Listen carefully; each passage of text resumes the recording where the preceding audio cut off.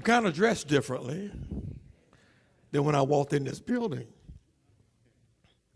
But that's not the case. What I'm here to say to you is that we are talking about leadership. What is it to be a leader? What is it to be God's man, God's woman? What is it to be a vessel that God uses? What is it to be a willing leader in God's church? Oh, I know we have leaders. I see them all over the place. I go to churches all the time and I see leaders. I see some different kind of leaders sometimes. I see some celebrity leaders. They look good. They sound good.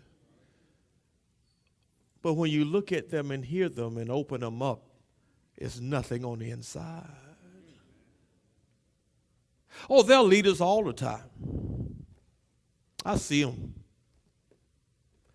They come and they sing and they jump and they do all kinds of little geriatrics.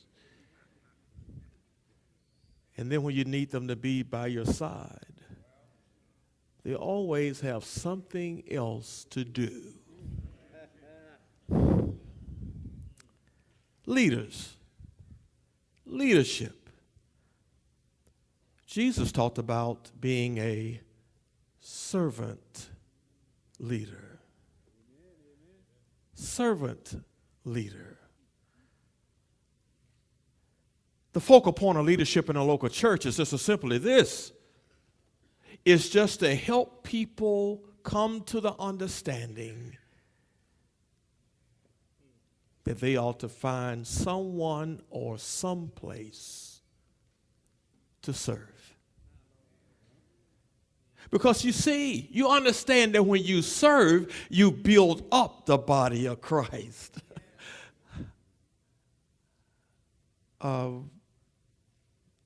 There are some who tear down the body of Christ.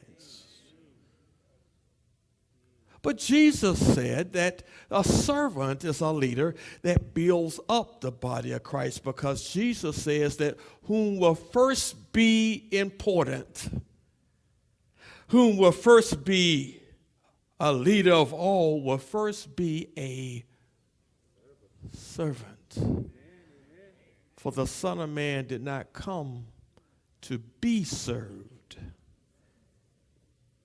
He came to serve.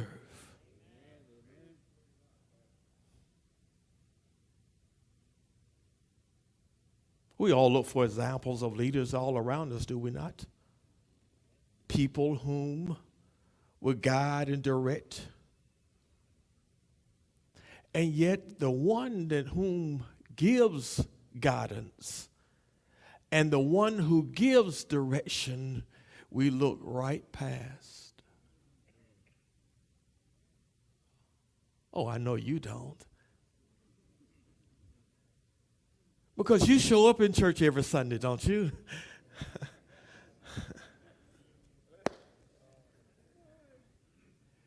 You have nothing else better to do than to show up on church on Sunday, don't you? But if you come by yourself, what service have you rendered?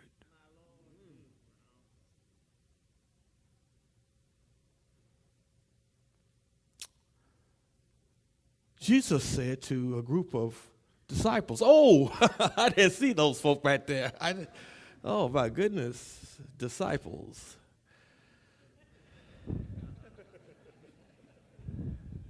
What a motley crew right here, the disciples.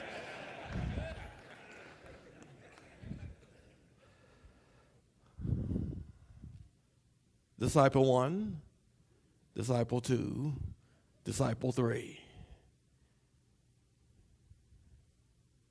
Who is greater?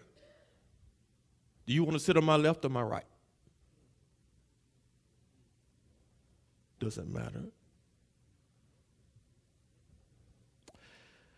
Jesus said in servant leadership that there's none greater than the one. And when we give to each other in service, we're doing it unto him. So, my friends, I think we need some confession in this place. We need to confess that we have not loved God with our whole heart because we have not been the servants that God needs for us to be. We have not been the obedient church that God desires for us to be, because if we were to be the obedient church, then we would love to wake up every morning thinking about the one person who needs to know the Lord for himself and to do everything that we could to offer Christ. We've not done his will. We've broken his law. We have rebelled against his love. Servant leadership is not doing it because you're going to get something out of it. It's doing it because God loved you, that he gave his only begotten Son. That when you were stuck in your mess, he loved you. When you were stuck in your addictions and all of your habits, he loved you. When you turned your back and didn't say a mumbling word for him, he loved you. When you wouldn't even utter his name because you were with people you didn't want them to know who you were, that you were a Christian, he still loved you. When you were at the ball game,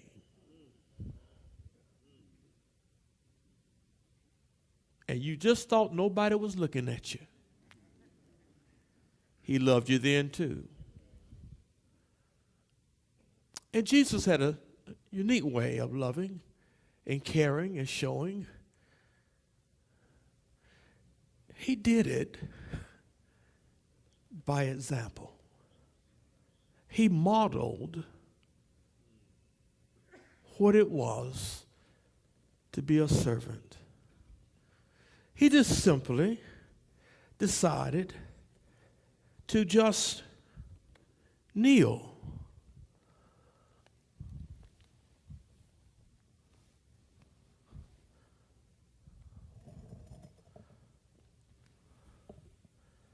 And he washed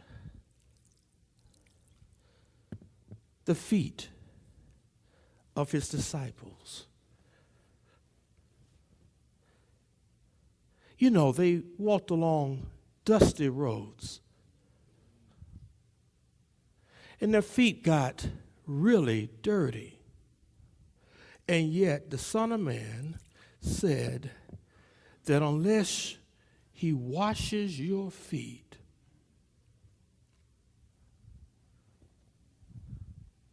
it was not complete.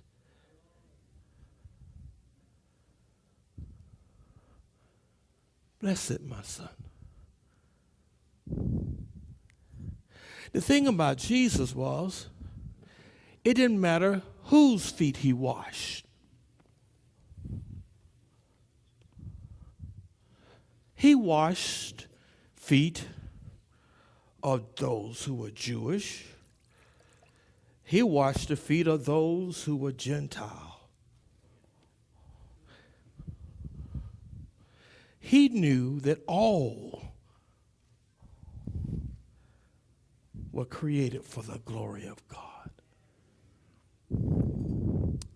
You see, my friends, servant leadership is not celebrity leadership. Sometimes you have to kneel in order to understand what it is to rise. Have you ever been there? We all want to rise. Nobody wants to kneel. But my friends, when you kneel, you learn what it is to be a leader.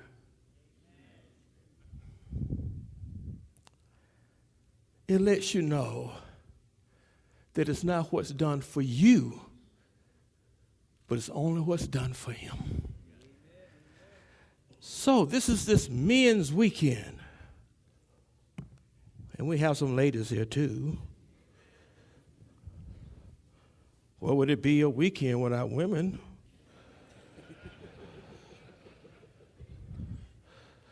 That's how some of the men got here.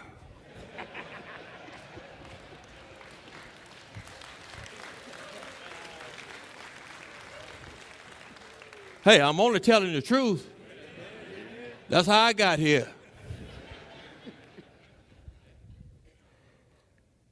But in this men's weekend, we are coming to the water. You see, water can be destructive.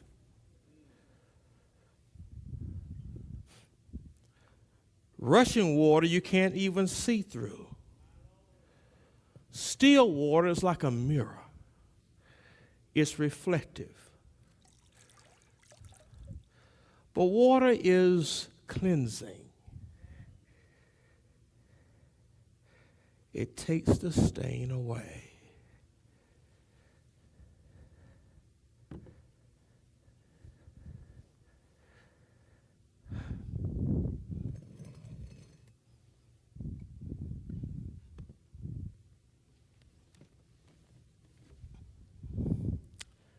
What's a servant leader? If you're not willing to kneel and wash the feet of those around you, will you be a servant leader? Or you only a celebrity? Waiting for somebody to do for you what you're unwilling to do for others. May God bless you to be servants who give the best of who they are. In South Carolina, we, the men of South Carolina, we are leaders, not just any leader, but a servant leader. May God be the glory for what he will do, what he is doing, and what he shall do. And the people of God said, Amen.